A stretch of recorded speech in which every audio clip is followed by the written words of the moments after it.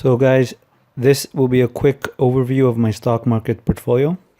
But first I want to thank those who used my referral link from Wealth Simple Trade. My position in line improved from 60,000 to 2,300. So thank you for that. And obviously now you have your own referral link that you can refer to others so you can personally move up in line. I don't, to be honest, I don't even understand what's the point of moving up in line. Like once the application will be available, why it will be available to everyone? Why will they only make it available to certain people? So I don't even understand why there's a lineup or a wait list. Regardless, thank you. All right, so today I sold WestJet Airlines. So let me show you what price I bought it at and when I bought it. So WestJet, I bought it twice, once at $20 and once at $17.50, averaging out at $18.65. So last time I bought it was June 28th, and I sold it today. It's not going to show today right now in the activity, but I sold it today. So it took about, what are we, September 14? So less than 3 months. So in less than 3 months, made another 10%. Now I know it could continue to go up. Maybe it's not the best strategy to sell so quickly, but I wasn't too confident in WestJet, and I felt like I could buy something else that could do better. So I sold as long as I'm profitable, and then I'll use it to buy something else. So I made 10% in less than 3 months again with this position. So the reason I also sold is that if you look at 5 days, so yesterday went up almost 20.5 and then it dropped hard. And then today went back up. I'm like, okay, let's just get out of it. I'd be really disappointed if it drops again to like 19 or 18. So at least I confirm some profits and then I can move on, repeat, buy something else. And even 1 year target price is 18 here, according to Yahoo Finance. So that's not so great. So I want to show you some dividends that I've been receiving. So I received on September 10th, dividends from Dividend 15 Split Corp 2, the mutual fund I was talking about in my last video. Got dividends from L Brands, $19. So even though it crashed, or it didn't crash, but it dropped hard 2 or 3 weeks ago, it's still paying out dividends, so that's great. Got some dividends from Walmart, some dividends from Ford, Starbucks, American Airlines, Procter & Gamble. Again, Dividend 15 Split Corp, AT&T, WestJet, which I sold today. So now I'm thinking of increasing my position in Facebook. I have about, I think, $2,500 Canadian in Facebook. So I'm thinking with what I sold today, I'll increase my position in Facebook, but I'm going to wait a little bit. Maybe if it drops below 160, or even if it reaches 160, might just increase my position in Facebook. 1 year target price is 211. So my total RSP right now in Canadian is 10,659, and my positions, I still got American Airlines that I could have sold last week at 41.5, but it dropped back. I still hold it, giving me a 7% profit. Alibaba dropped in the 150s, but it came back up this week. I think it even went to 166, 167 today, but it closed at 164. Dividend 15 Split Corp closed at 576. If it reaches 525, I could probably buy some more instead of buying more Facebook. I got my beautiful Ford shares here that is trading at 9.46. So I'm down 5% on the stock, but I'm down 45% on the options that I bought at $1.50. It closed at 82 cents. I got L Brands that I bought at 31. It's coming back up, so that's good. Looks like it's rallying back up. It was almost at, I think it reached 25 as a low, and right now it closed at 29, so I'm only at a 7% loss. Could have bought some more at 25, but I felt like it was enough for L Brands. Vodafone that I bought at 22.87 went all the way down to 21, but now it's coming back up again to 22. Plan to sell it at 27 or 30, and I'll hold on to it as long as I have to. WestJet I just sold today. Go to my TFSA. Got some more Ford that I bought a little bit too high at 10.95, closed today at 9.46. I'm down 13%. I got some options that I bought at $1, closing at 82 cents, so I'm down 18%. I got Facebook. Oh, Facebook's in my TFSA. Oh, darn. I thought it was in my RSP. So I guess I won't be buying more Facebook with what I sold today. I'll probably buy some more Dividend 15 Split Corp. Anyways, let's go back to my TFSA. So yes, so I got Facebook that I bought at 168, closed at 162, down 3%.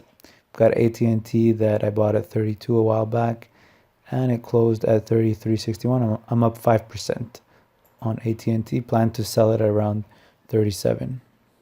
So in my RESP account with Investor's Edge, I'm actually thinking of opening an RESP with Questrade because I want to buy US stocks, but Investor's Edge, to buy US stocks, it's going to cost me a lot because of conversion. CIBC's conversion rate is much higher than Questrade. Also, Questrade, I can convert externally and send the US dollars directly to my RESP account in Questrade. So I don't even have to convert with Questrade directly. If I find the time this weekend, I'm going to open an account with Questrade, and I'll record it to show people also how to open an account with Questrade for those who don't know how or need help. So yeah, I've got Bank of Nova Scotia at 75. I think I bought at 76, yeah. And Enbridge that I bought around 46 or 48. But great dividend stocks. These two are great dividend stocks. I'll hold them as long as I have to. I'm not worried about them at all. In my TFSA, got Cenovus Energy that I hate so much. I bought at 15 over a year. Gonna keep it until I'm able to sell it without losing. Enbridge again, I bought this one. I think I bought at 46, but at least it's paying me good dividends, so I'll hold on to it as long as I have to. Hudson's Bay that I bought at 13.50. It's been over a year also. I'll hold on to it as long as I have to, so I don't want to sell at a loss. General Electric and Kraft Heinz were terrible. I bought them way too high. General Electric I bought at 17, and Kraft Heinz I bought at 75. So I'm forced to wait. At least while I'm waiting, I'm collecting some dividends. And I got New York Mortgage Trust that I mentioned in my last video for dividends. It pays about 13% per year, and I'm holding on to this long term, maybe even forever, just to get the 13% dividends per year. So I was watching GM. It was trading at the low was in the 33s, but everything rallied up. Everything went up today, so including GM, so it's a 34.5. But definitely GM is a stock I'm watching. 1 year target is 46, pays 5%, almost 5% dividends per year. Applied Materials looks good too. Look at this 1 year target, 62. It's trading at 39 right now, pays 2% dividends. It's at a 52-week low. Whirlpool is also starting to look good, near a 52-week low of 122. It's trading at 123 right now. Pays 3.5% dividends per year. It's a big name, of course, although there's a lot of competition, but I mean, it's a name that's not going to disappear. So this is also something I would consider. And like I mentioned, the Dividend 15 Split Corp 2, if it reaches like 525, I'll definitely buy some more of it. Right now it's paying 20% dividends per year. I'm also thinking of Barclays. So Barclays, a big bank in the UK, sponsors the English Premier League, pays 5% dividends right now per year. 1 year target is 11. It's been losing money though. That's weird. And I've never seen a big bank, lose money. But price wise and chart wise, it looks good. It's at a 52-week low.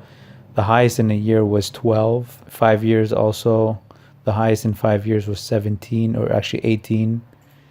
And the lowest it's ever been was during the market crash, and it was at 474. So if anything happens to it, it's not gonna get worse than the market crash in 2008.